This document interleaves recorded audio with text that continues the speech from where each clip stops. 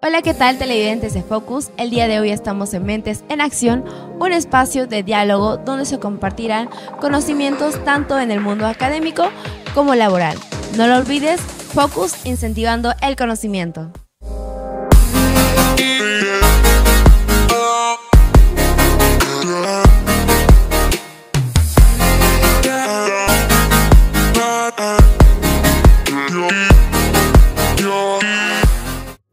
El día de hoy tenemos en Mentes en Acción a un gran personaje, me refiero al joven Renato León Maza, quien es egresado de la Universidad César Vallejo, investigador y consultor independiente en materia de derechos humanos. Además, ha desarrollado una colaboración en encuentros, Servicio Jesuita de la Solidaridad Perú, también en AEI International Legal and Consulting Service en Colombia, en el programa Estado de Derecho para América Latina de la Fundación Konrad Adenauer en Colombia, en el Instituto Internacional de Derecho y Sociedad, realizado en Lima, y en el Centro de Estudios de Justicia de las Américas en Chile. Para comenzar, hablaremos un poco de los inicios de lo que fueron de nuestro invitado. ¿Quién es realmente y cómo es que llegó hasta donde está el día de hoy? Vamos a comenzar con la primera pregunta, que sería comentarnos un poco más sobre usted. ¿Cómo es que describiría esta trayectoria académica que has tenido hasta el momento? Bueno, en primer lugar agradecer la invitación que se me ha realizado y bueno, cuando se inició justamente esta etapa de incursionar en derechos humanos, la gran pregunta o la gran incógnita es cómo especializarte en algo donde la universidad, con la malla curricular de esa época, no permitía estudiar derechos humanos o más aún, incorporar ciertas matices internacionales en el ejercicio legal nacional. Entonces, básicamente lo que se hace es estudiar de manera lúdica, de manera individual, es decir, si te apasiona algo y crees que te gusta algo, estudias para ver si efectivamente te gusta. Porque supongamos te gusta derecho penal, puedes ver en YouTube algún ponente, como ahorita están algunos referentes que siempre salen en TikTok o en Instagram. Igualmente haces en derechos humanos. Tal vez no hayan referentes a nivel Perú viralizados, pero hay referentes a nivel internacional de habla hispana, porque justamente también hay otros referentes que hablan en inglés y el contenido en inglés limita mucho a veces estudiar derechos humanos. Sin embargo, una limitante no es un obstáculo permanente, sino que tienes tú que buscar la forma de estudiar esto que te gusta y en caso no te guste, tenerlo para tu ejercicio nacional. Claro que sí. Bueno, vamos con la siguiente pregunta, que esta sería al momento de presentarlo, ¿no? Comentamos que usted había estudiado en la Universidad César Vallejo y pues, ¿nos podría comentar un poco más de por qué se inclinó por la carrera de Derecho? Bueno, yo anteriormente estaba estudiando una carrera que era la carrera de Lengua y Literatura en la Universidad Nacional del Santa, acá en Chimbote. Sin embargo, ciertas orientaciones que pasaron en su momento me hicieron pensar que derecho sería una mejor opción, ya que miré una apertura más amplia en lo que sería protección de poblaciones vulnerables, en ayudar justamente a otras personas que tienen escasos recursos, porque como abogado también puedes tú participar de la promoción de algunos derechos o también ayudar a algunas poblaciones vulnerables que también hacen algunos docentes en el ejercicio de sus funciones. Entonces miré que como abogado podría haberlo hecho y es lo que estoy haciendo ahora. Claro que sí, y sabemos que como estudiantes siempre pasamos por ciertos obstáculos, ciertos desafíos, ¿verdad? Entonces, ¿nos podría comentar acerca de aquellos desafíos en ese momento que usted quizás ha pasado? En esa etapa, claro, el primer desafío justamente es las prácticas. Creo yo que todos hemos tenido esa gran incógnita de cómo practicar en algo que te gusta y justamente en la institución que tú quieres y más aún cuando estás en la institución ver sobre lo que tú quieres, porque sabemos que puedes hacer voluntariados o prácticas en alguna institución estatal y no ver nada de lo que te gusta, solamente ver archivos o ayudar en temas administrativos que no tienen nada que ver. Entonces, ese fue un gran reto, una gran limitante. Sin embargo, cuando yo quise inmiscuirme en derechos humanos, usé lo más básico que es Google, que creo que todos tenemos acceso a Claro. Google. Hay una pregunta muy recurrente que algunos compañeros en su debido momento me hacían y algunas personas que a veces me escriben, es ¿qué oportunidades hay para poder inmiscuirse en derechos humanos o cómo practicarlo? Porque puedes encontrar pasantías remuneradas virtuales o presenciales en otros países, como por ejemplo el Centro de Estudios de Justicia de las Américas. Es una organización creada por la Asamblea General de la OEA que ve temas de acceso a la justicia básicamente en toda América Latina. Entonces yo accedí a esta pasantía justamente porque fue virtual, se pudo aperturar por la pandemia y actualmente siguen viendo pasantías virtuales en el CEJA. Entonces, esa es una buena forma de poder acceder justamente a practicar. Sin embargo, no es que todos los perfiles se vayan orientadas a ciertas instituciones. Y eso es también lo que yo explico, es que cuando tú quieres postular a algo, tienes que demostrar que de verdad te gusta. Es decir, una carta de motivación puede demostrar que tú estás interesado, sin embargo, más demuestra tus acciones y eso lo ves en tu CV. Por ejemplo, hay muchos chicos que a veces les comento, hagan voluntariados o hagan alguna actividad. Si quieres estar en derechos humanos, anda a la primera asociación que veas en tu localidad. Por ejemplo, acá está Intercorum, en Huaraz hay una ONG que ve el tema de niñez, que no me acuerdo bien el nombre, y en Lima también hay otro, en Piura también, y en diferentes lugares conozco a ONGs que actualmente no me acuerdo el nombre, pero que hacen actividades en materia de derechos humanos.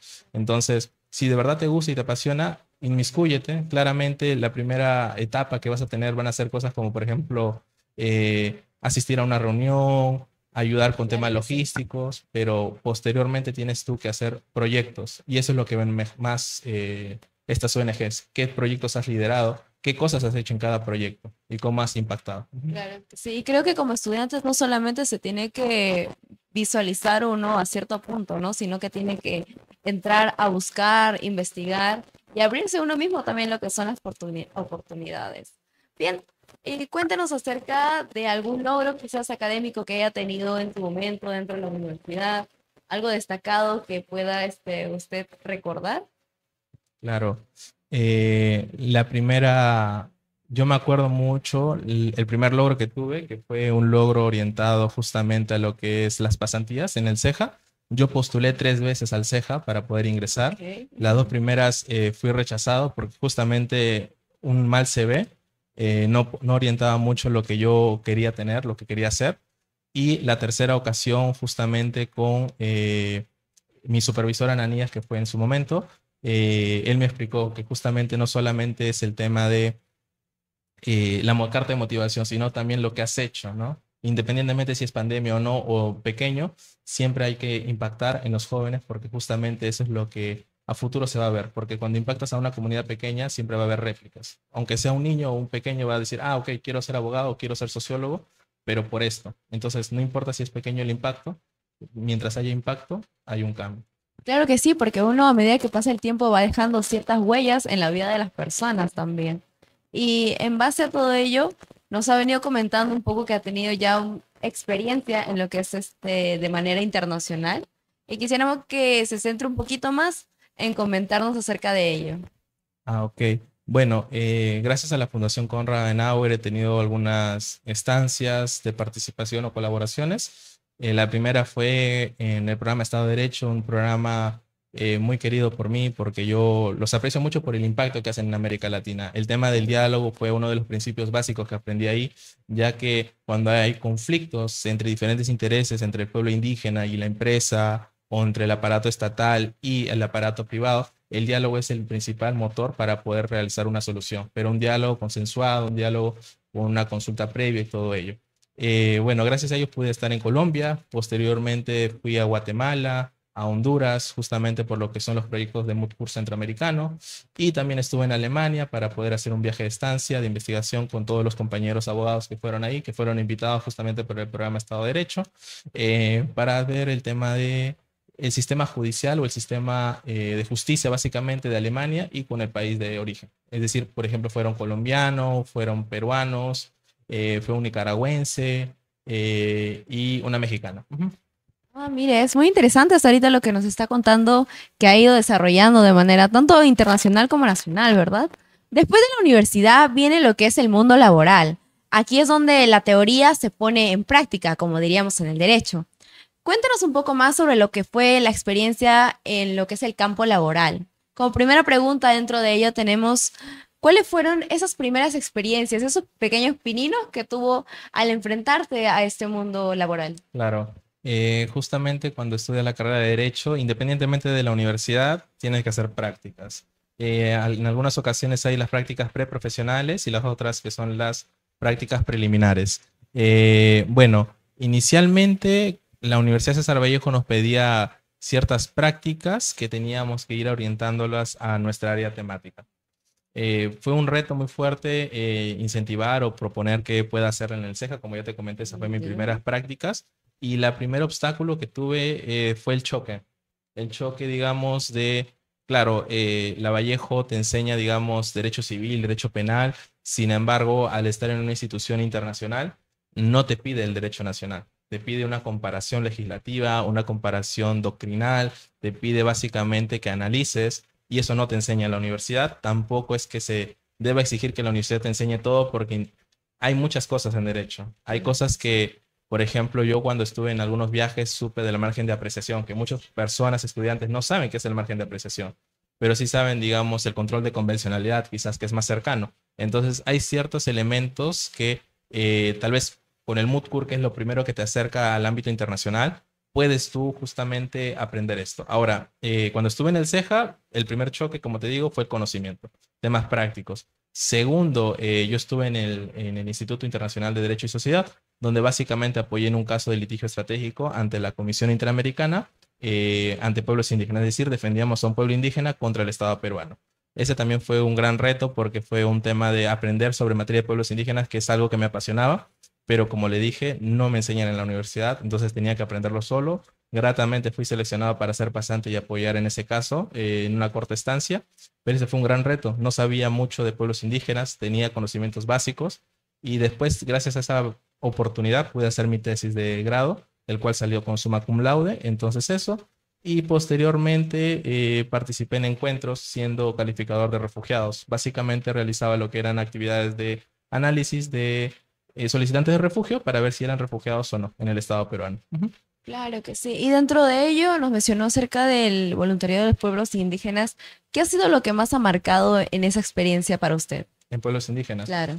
Lo que más me ha marcado a mí cuando yo participaba en pueblos indígenas es el pluralismo jurídico, que quizás es un término que muchas personas no conocen, pero el pluralismo jurídico básicamente hace que se armonice de cierto modo lo que es el derecho que todos conocemos y el derecho a la costumbre interna de cada pueblo indígena, ¿no? Cómo es que no tiene que prevalecer uno, sino que pueden armonizarse, y eso es un estudio y un análisis que se tiene que hacer, y justamente en el instituto es algo que pude observar, pude ver, y que fue un reto también, porque el pluralismo jurídico no te van a enseñar en la universidad, y en ninguna universidad creo que te enseñen. Claro que sí. Entonces, creo que es una experiencia que va a quedar marcado para toda su vida también, ¿no? Y sería bueno siempre que se pueda hacer nuevas investigaciones y también nuevos voluntariados y apoyar más este tipo de eventos que se pueden realizar. Y bueno, en base a ello, ¿qué tipos de proyectos ha realizado a lo largo de su carrera, pero siendo aún estudiante? Claro, uno de los primeros proyectos que hice, y fue creo el que marcó el inicio para estar en derechos humanos, fue un curso que realicé con dos personas más, una Pirina Ramos y Stephanie Guanaga. Justamente los tres hicimos un curso que era un curso de intensivo de derechos humanos. El curso constaba de que sea una semana nada más, es decir, pocos días. Sin embargo, conocimos gracias a Raúl Feijo, a otras personas que dijeron, ok, me puedo sumar a ser ponente a tu curso, gratuito, ponente. Y vinieron personas de manera virtual, obviamente, pero vinieron personas que trabajaban en la Comisión Interamericana, en la Corte Interamericana, personal administrativo justamente de estas instituciones, personas de universidades de prestigio en Colombia, Argentina. Vinieron personas de manera virtual, obviamente, pero personas que, si tú mirabas su CV, eran personas que podías sacar el jugo si es que realmente querías estar interesado. Y justamente este proyecto, claro, puedes ver miles de cursos tú que son gratuitos en algunas ocasiones. Sin embargo, la calidad de docentes, que eran la nuestra, no era comparativa a ningún otro curso. ¿Por qué lo digo?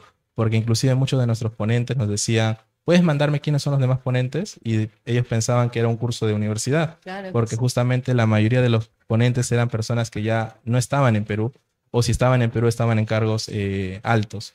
Y ahora, algo que este curso tuvo, que fue lo que me impactó a mí, por lo que yo quiero estar en el área de promoción de derechos humanos, es que fue un curso gratuito. Se accedió a todas las personas que señalaran que no tenían recursos para poder estudiar derechos humanos. Porque hay algo que tener en cuenta. Estudiar derechos humanos acá en Perú es costoso. Una maestría en derechos humanos es sumamente costoso para alguien que no tiene los recursos económicos. Para hacer un diplomado en derechos humanos es sumamente costoso. Y ahora hay becas que te permiten acceder justamente a estos cursos. Sin embargo, observas estas becas que te señalan tener muchos años de experiencia, y cuando tú ves para postular un trabajo en derechos humanos, muchas de estas el pago es muy básico, muy poco, y es en Lima. Entonces, cuando el pago es muy poco y es en Lima, ¿qué pasa? Las personas que son de provincia no pueden acceder a estos trabajos porque tendrían que pagar su manutención en Lima, tendrían que pagar su alimentación, alquiler, pasaje, y con el pago mínimo no puedes vivir, sobrevives. Y eso me pasó en una ocasión a mí cuando yo tuve que hacer mi viaje a Colombia. No vivía como tal, sobrevivía con lo que me daba la fundación y con lo que mi familia me había apoyado. Pero eso me ayudó a entender justamente cuáles son las carencias que hay en derechos humanos y por qué justamente lo que a mí me apasiona es promover los derechos humanos y enseñar los derechos humanos. Por eso muchas veces cuando yo enseño Mutcura a algunos jóvenes, siempre pongo algunos requisitos, que es que no haya ninguna asociación que te esté apoyando y que seas tú. Es decir, tú y otra persona más que estén realmente interesados y les voy a enseñar lo que yo pueda en Mutkur, porque justamente hay muchas asociaciones que piden ciertos requisitos, como por ejemplo tercio superior, ser de cierta universidad, asistir varias veces, y sé que muchas personas estudian y trabajan, o tienen dos carreras y apoyan en una tienda en su casa. Entonces, a esas personas yo les apoyo. Obviamente yo no tengo un alcance global, pero yo he podido ayudar a algunas personas de acá de Perú, de Colombia, de México, que justamente de manera virtual les doy algunas clases en la madrugada quizás y a veces me mata, me agota, ¿no? Hacer esas clases, pero es lo que a mí me apasiona ayudarlos justamente porque es un límite que yo tuve y que quisiera yo que otras personas no tuvieran. Claro que sí. Hay veces en las que uno tiene que pasar por las experiencias para ver de verdad la realidad en la que uno se está enfrentando, ¿no? Y hablando de ello, también recordemos que hace unos años vivimos lo que es pandemia, ¿verdad? Entonces, en pandemia también se hablaba mucho de lo que eran los derechos humanos. Creo que a muchas personas fue donde el tiempo en que estas personas se preocupaban más de lo que eran los derechos. Y viendo un poco por ese lado, ¿alguna experiencia, algún momento o crees que ha sido el boom dentro de lo que es la pandemia en correlación a lo que son los derechos humanos? Ah, bueno, yo creo, justamente hubo un libro del profesor Angelo de Italia que él hablaba sobre pandemia y derecho internacional. Él tiene un instituto que ahorita actualmente no lo recuerdo bien, pero justamente en su instituto tenían un libro o habían redactado un libro en el cual habían hablado sobre pandemia, derecho internacional, cómo es que algunos temas contractuales del ámbito civil se miraban implicados y creo que en las universidades también te lo enseñaban, ¿no? Como por ejemplo te señalaba algo, por ejemplo, sería un hecho forzoso, ¿no? O si sería un eximente de responsabilidad, lo que pasó en pandemia y por qué no entregaban ciertos productos, ¿no? O ciertos temas comerciales. Creo que fue un boom para todo el ámbito de derecho. Sin embargo, en el ámbito de derechos humanos sí generó una repercusión porque justamente se miraba el tema de la migración, temas migratorios, por ejemplo. Cuando había afluencia de muchos migrantes hacia un país, como por ejemplo el Estado peruano, se pudo observar más cómo fue el principio de afluencia, es decir, que todas las personas migrantes puedan acceder o ingresar al Estado peruano sin haber estado regularizados. Entonces, creo que la pandemia sí permitió poder observar cómo es que hay algunas carencias de derechos humanos acá a nivel Perú, pero es algo que siempre pasa. O sea, ningún estado latinoamericano o europeo es la mejor en derechos humanos. Tienen estándares que tratan de adaptarlos, generar obligaciones, etcétera, pero no es que haya un país que proteja los derechos humanos al 100%. Siempre hay algunas limitantes, tanto políticas, tanto económicas, tanto social, porque hay que entender, por ejemplo, supongamos un caso de una persona de la comunidad LGBTQ+, que quiere ingresar al Estado peruano, ¿no? Y que sea casado en otro país. Obviamente esta persona ya fue casada, se casó en otro país, pero no puede gozar de los derechos que tiene una persona ya casada acá en el Estado peruano. ¿Por qué? Porque existe la soberanía del Estado y justamente se puede observar de que no puede acceder, por ejemplo, con esta persona el tema de los bienes mancomunados y todo ello. Entonces no acceden.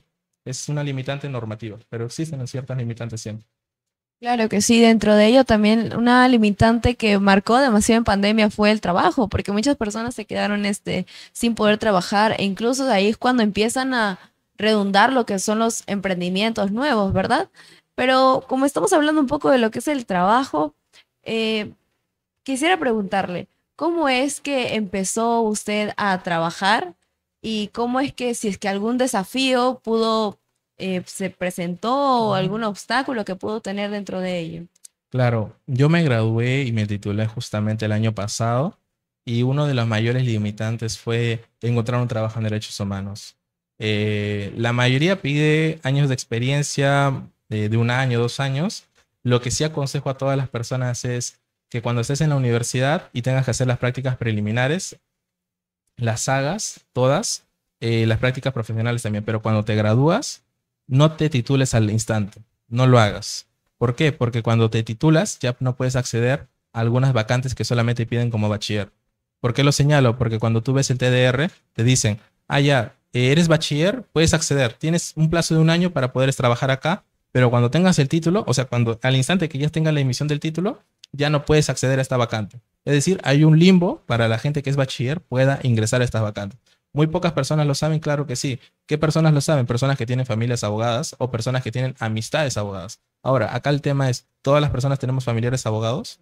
No, no todos tenemos amistades que sean abogados. Más aún, las amistades que tenemos son del colegio, las amistades de la universidad. Pero aquellas amistades que están en la universidad no te van a decir, no te colegies, amigo, o no te titules, mejor ándate al bachiller, porque a nadie le interesa lo que te va a pasar en la vida.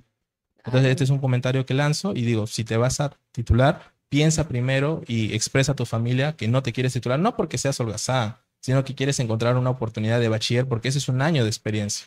Ahora, si eres cesigrista, más aún. Eres cesigrista, ya tienes un año de experiencia, más el bachiller tienes 2 años de experiencia y ya tienes los dos mínimos años, 2 años de experiencia que te piden cualquier puesto laboral. Entonces, esa fue una limitante mía porque yo no he sido cesigrista, yo no he sido el mejor en mi promoción, inclusive yo consideraría que estaría en el promedio, es decir, entre la mitad de mi promoción, o sea, no tuve buenas notas. Y esto, inclusive también cuando yo me titulé de frente, no hice prácticas en bachiller, es decir, no esperé ese limbo. Entonces yo salí con las prácticas y la experiencia de pregrado. Entonces esa fue una limitante y justamente encontré en encuentros justamente una oportunidad, mandé mi CV, le señalé que yo, claro, fui practicante de pregrado, pero toda mi experiencia fue en la Fundación Konrad Adenauer, en el Instituto Internacional de Derecho y Sociedad, estuve practicante en el CEJA, o sea, estuve practicando en diferentes instituciones y en diferentes voluntariados, practicando y haciendo lo que a mí me apasiona y que ellos lo hacen, pero yo lo hacía de manera ad honorem o a veces con un pago irrisorio, es decir, muy bajo. Entonces ellos lo vieron bien y me aceptaron y fui a Lima a trabajar justamente como calificador de refugiados, que inclusive refugio es un área muy pequeña para trabajar y muy competitiva. Entonces me hizo muy feliz saber que aunque sea este perfil de una persona que apoyaba a otra gente y que chambeaba acá a nivel local, podía tener ese perfil en otro lugar, que sería en este caso Lima. Ujú. Claro que sí. Bueno, chicos, ya sabes, anoten bien este punto importante del video. Y pues para terminar con esta parte del momento de las preguntas, lo que es la carrera profesional, ¿ha tenido quizás algún mentor, algún guía que lo ha ayudado a poder impulsar o explotar ese talento de lo que es para su carrera profesional? Yo creo que todos mis supervisores, de todas las pasantías que he tenido, han sido un mentor, porque justamente cada uno criticaba o me daba ciertos comentarios que después los acoplaba.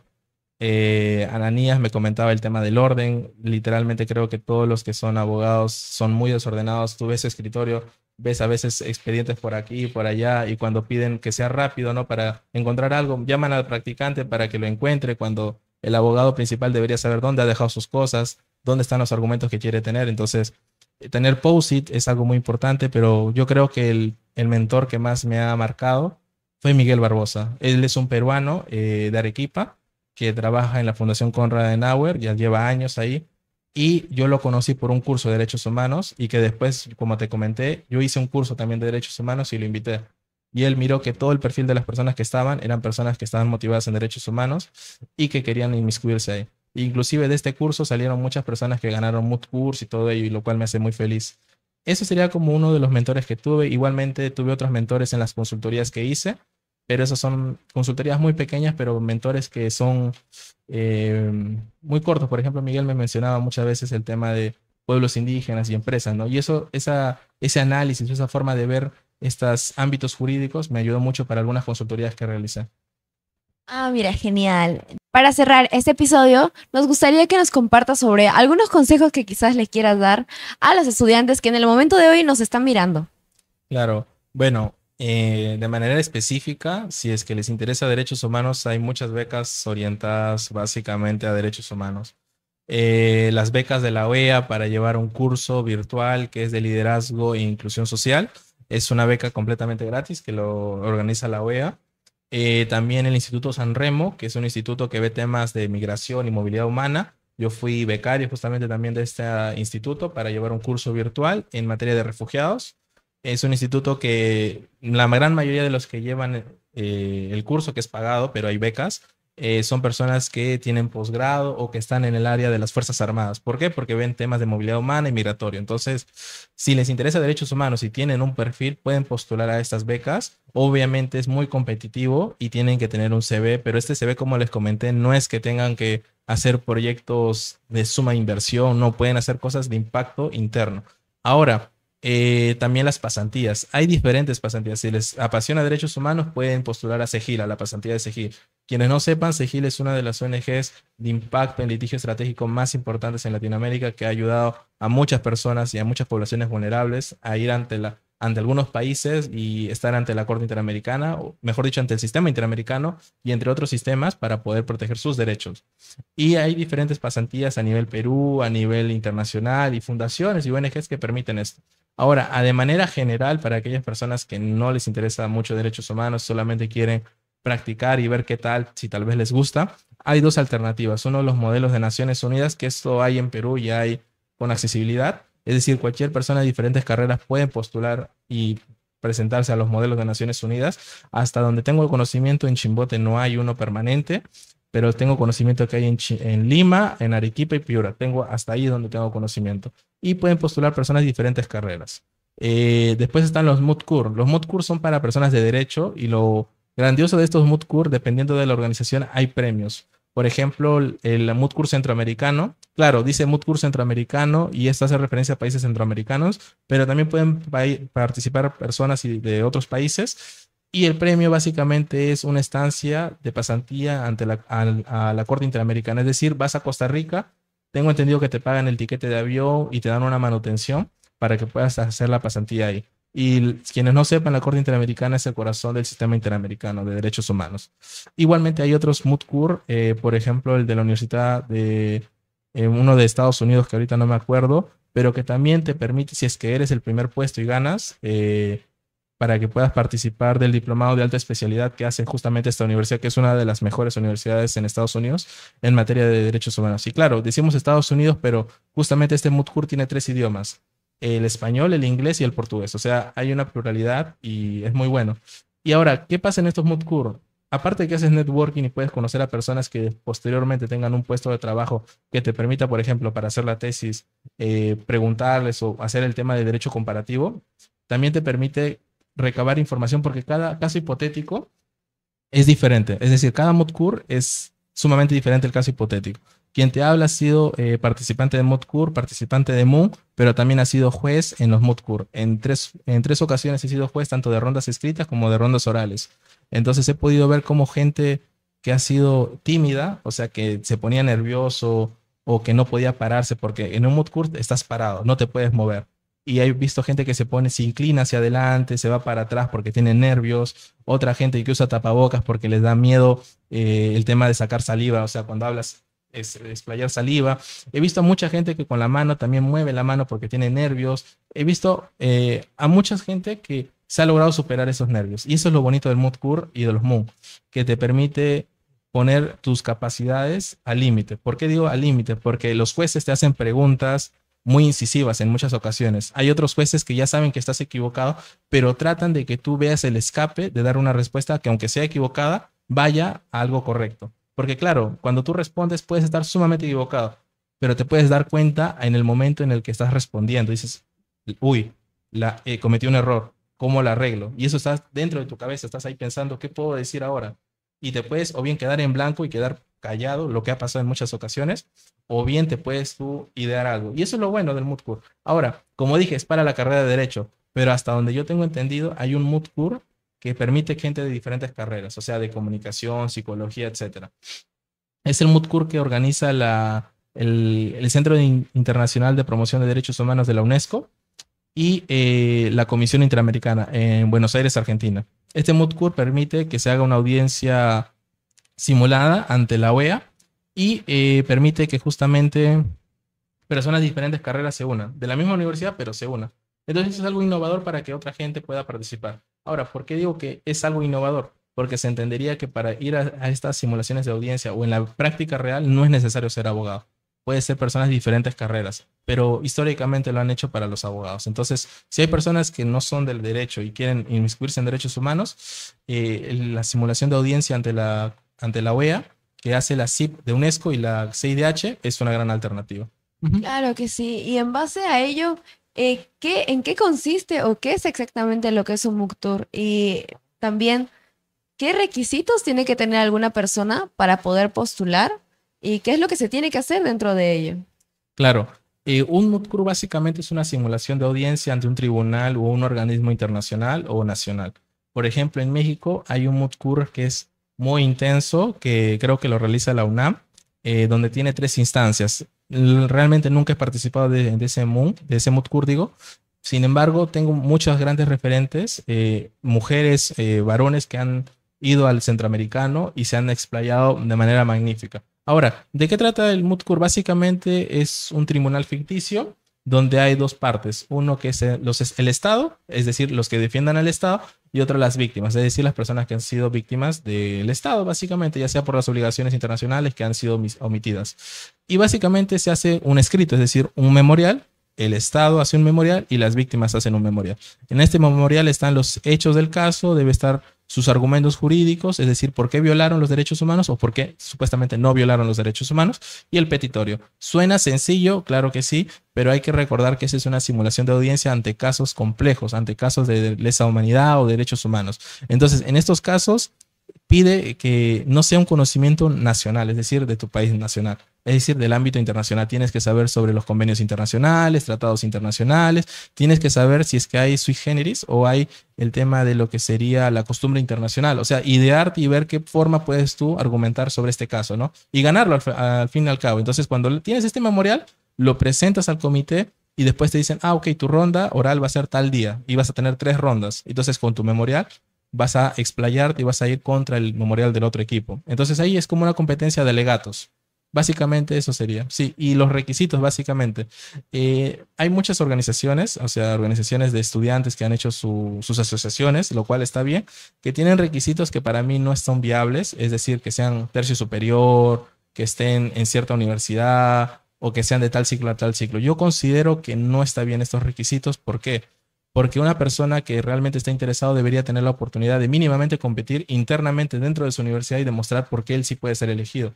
Porque claro, se entiende que personas que están en el tercio superior son personas que están realmente comprometidas con la carrera. Sin embargo, yo he podido ver cómo personas que están en el tercio superior están comprometidas con aprobar la carrera, no con demostrar qué tanto saben de la carrera. ¿Cuál es la diferencia? Cuando uno apruebas la carrera, no buscas algo más. Por ejemplo, como te comenté, habían personas que trabajan y estudian. Estas personas difícilmente pueden llegar al tercio superior porque estudian, trabajan. No es que trabajen porque quieran, sino porque necesitan apoyar en su casa. Entonces, estas personas difícilmente van a tener el tercio superior o van a tener un ponderado alto. Entonces, estas personas deberían tener mínimamente la oportunidad de poder participar en estas actividades, que no digo que les financien, porque al final de cuentas muchas universidades no financian viajes internacionales. Y si es que los financian es porque básicamente hay alguna cláusula dentro de la Universidad Nacional que permite esto, porque no todas las universidades nacionales permiten, o si es que son privadas porque tienen convenios con otras instituciones. Y al referirme a privadas no me refiero a alguna privada de Chimbote, porque desconozco que haya alguna privada que financie MOOC acá a nivel Chimbote, pero sí tengo conocimiento de Lima y Arequipa y Piura, que sí financian justamente. ¿Por qué? Porque tienen alumnos que son del tercio superior, pero no solamente aprueban cursos, sino que también buscan comprometerse en diferentes ámbitos. Por ejemplo, hay unos chicos de la PUC que no solamente ven derechos humanos, ven arbitraje, o sea, son personas que están en tercio superior, trabajan en un estudio jurídico y aparte de eso hacen otras cosas más. Ahí se puede observar cómo es que hay personas que no solamente quieren aprobar, sino que quieren demostrar que son capaces de varias cosas para cuando terminen de graduarse puedan conseguir algo bueno. Y lo mismo, y esta es una limitante acá a nivel Chimbote. El requisito que he visto es que a veces dicen, no, tienes que ser de tal grupo académico o de tal universidad para que puedas participar. O inclusive cuando yo he ido a algunas universidades a decirles, promocionen estos MOOC que existen, que son gratuitos, no te cobran entrada básicamente. Algunas universidades dicen, no, es que nuestros estudiantes están de vacaciones, hay estudiantes que están estudiando en el turno noche, solamente podrían sábados, no podemos dar instalaciones. O sea, uno lo hace de manera de honor y quiere apoyar, pero inclusive hay algunas universidades que no lo permiten. Y también hay temas, por ejemplo, de que hay estudiantes que no lo quieren hacer porque justamente no les interesa. Entonces, eso es. Yo creo que un requisito que siempre hay es el tercio superior, pero considero que no debería ser, porque hay personas que quieren inmiscuirse, pero no cumplen con esos requisitos. Ahora, algo muy importante que quizás suena paradójico es que deben ser personas que se comprometan y que deben ser realistas. ¿A qué me refiero? Por ejemplo, hay personas que se comprometen a varias cosas. Por ejemplo, yo estoy en un Mutkur, también estoy en un voluntariado, me comprometo con mi pareja, me comprometo con ayudar a la tienda de mi amigo, etcétera. Me comprometo con 1000 cosas para este año. Sin embargo, no puedes ser bueno para todo este año, en todo. Tienes que priorizar algunas cosas. Entonces yo le digo a los chicos, si verdaderamente quieres demostrar algo, demuestra que tú eres capaz de hacer algo mediante tu compromiso con alguna actividad que quieres hacer. Por ejemplo, los Mutkur no es nada sencillo. Son casos complejos que piden que tú sepas derecho internacional de algún área. Por ejemplo, si tú hablas de derechos humanos, se te puede venir a la mente derechos sexuales y reproductivos, lo cual está bien, es parte de, pero también puede venirte a la mente migraciones. Ahora, cada uno de estos tienen estándares diferentes y casos del sistema interamericano diferentes, inclusive costumbre internacional que pueden ser adheridos al caso pertinente del Mutkur. Entonces, es un análisis de caso que tú tienes que hacer y que no demora una semana, puede demorar medio mes o un mes, dependiendo de tu tutor o tu coach y de tu contraparte, es decir, de tu compañero. Ahora, también vino una limitante, que hay muchas personas que han participado del Mutkur y no lo quieren divulgar o no lo quieren, ¿cómo se llama? Fomentar. Solamente lo quieren fomentar a su círculo, a su lado de compañeros. Lo cual está bien en cierto modo porque nadie les obliga a algo. Sin embargo, considero que deberían fomentar más en Chimbote porque en Chimbote es muy poco visibilizado. En Chimbote yo he visto que cuando tú vas a una competencia o un viaje internacional, Chimbote no se escucha para nada, y eso obviamente porque no es capital de nada, no es sinónimo de representación internacional. Sin embargo, cuando yo veo algunos viajes que hacen algunas personas, ya sea por viajes de excelencia, que la universidad fomenta, van y solamente van a turistear. No van a sacar una nota de excelencia en el curso o en la universidad que están yendo de recepción. Es decir, solamente van a turistear. Igualmente pasa con los Mutkur. A veces viajan y turistean, o en los MUN también viajan y turistean, lo cual no está mal turistear, pero sí deberían generar que cuando vengan, generar un impacto en su localidad, aunque sea en su universidad, para las personas que no son del tercio superior, creo yo eso. Claro que sí. Y dentro de ello también nos mencionó un punto importante, creo que nos dijo que había sido jurado de parte de un, no sé, del MUT o MUT Tours. Entonces, ¿alguna selección, un prerequisito también para poder ser jurado? Sí, el prerequisito indispensable en la mayoría es que seas graduado, que seas bachiller. ¿Por qué? Porque al ser bachiller ya se entiende que tú tienes un conocimiento de interpretación jurídica. Es decir, tú puedes interpretar ciertas normas en base a algo. Por ejemplo, algún convenio o algún tratado internacional. No digo que seas el mejor, pero ya tienes este conocimiento. Obviamente, para ser juez es competitivo, porque no postula solamente una persona, digamos, del país Perú, ¿no? Sino postulan de Colombia, de Argentina, de Chile, diferentes personas que quieren ser jueces. Entonces, ese es uno de los requisitos y tener experiencia en Mutkur. Y justamente fui juez porque tengo experiencia en Mutkur y tengo experiencia en derechos humanos básicamente en muchos años. Y eso, sí. Genial, entonces ha sido algo, un evento muy importante, creo yo, ¿no? Y dentro de ello también vamos a plasmar una frase que es la de: el mayor aprendizaje que me dejó la universidad fue. Progresar. ¿Por qué progresar? Porque básicamente desde que estuve en la universidad, y me recuerdo bien, fue a mitades de la carrera, casi por sexto ciclo aproximadamente, que me inmiscuí en derechos humanos, y yo cuando trataba de que la universidad de cierto modo me apoyara, digamos, con financiamiento o en algunos proyectos, claro, existe este tema burocrático y administrativo de la universidad y la priorización que justamente las universidades tienen que hacer. Y siempre me decían que no, por tal motivo u otro, ¿no? Y se entiende porque son temas administrativos y de priorización universitaria. Entonces, justamente estas denegatorias me pusieron tristes en su momento. Sin embargo, hago una retrospección y miro hacia atrás y digo, si no me hubieran dicho que no, no hubiera buscado en el CEJA u otras pasantías o diplomados becados, que todos mi CV ha sido a pura beca. O sea, imagínense una persona que no ha sacado muy buenas notas en toda la carrera universitaria, es decir, yo tenía un promedio ponderado básico, es decir, no excelencia, o sea, básico, para aprobar básicamente. Imagínense una persona que ha tenido eso y ha sido becado, no es por el tema de las notas, como les dije. La idea de cuando estás en la universidad es no solamente aprender, sino generar, digamos, qué cosa quieres tú cuando te gradúes. Obviamente ahorita no digo que yo esté en un cargo sumamente importante en derechos humanos, para nada.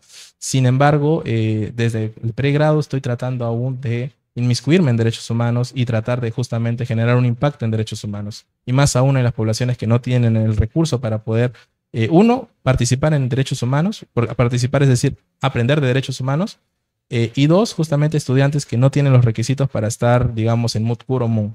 Entonces, desde pregrado ayudo a los jóvenes y aún así lo seguiré haciendo y por eso progresar, porque muchas veces me han rechazado y aún seguía yo buscándola. Ujú.